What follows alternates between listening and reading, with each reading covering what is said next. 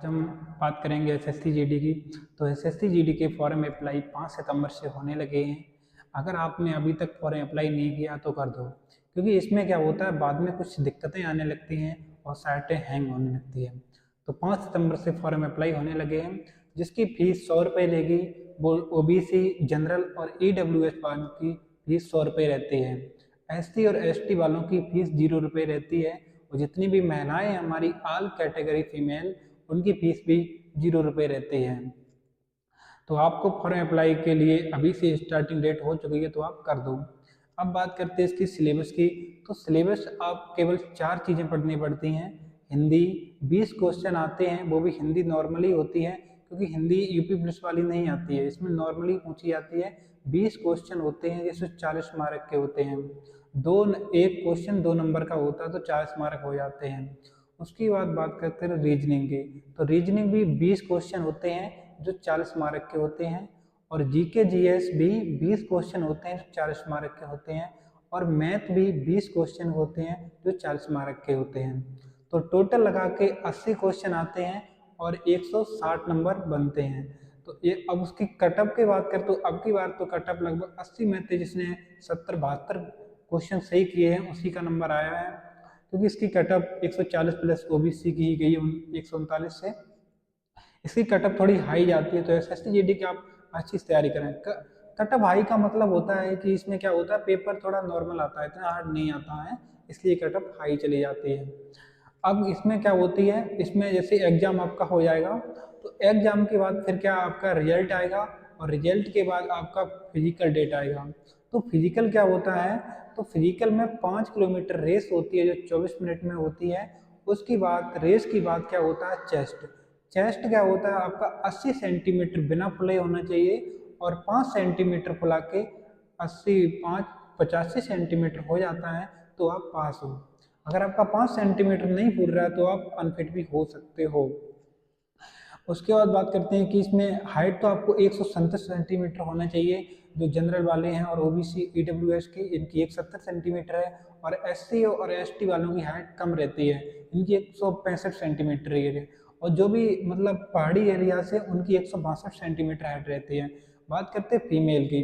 तो फीमेल में क्या होता है, इनकी जो रेस होती है वो 1600 मीटर होती है। वो भी कितने में होती है, 8 मिनट प्लस होती है, तो आराम से निकल जाते हैं। फीमेल में क्या हाइट कितनी होती है, 157 सेंटीमीटर फीमेल की हाइट होती है। और जो अन्य कैटेगरी से हैं जैसे एससी एसटी, उनकी 152 सेंटीमीटर होती है। अब मैं बात करके फीमेल का चेस्ट, तो फीमेल का चेस्ट नहीं नापा जाता है, नो चेस्ट। तो फीमेल का बस इतना ही होता है, उनकी रेस होती है, उनकी हाइट होती है, बस उनका फिजिकल फिट हो जाता है। तो फिजिकल की बात क्या होता है, इसका मेडिकल होता है।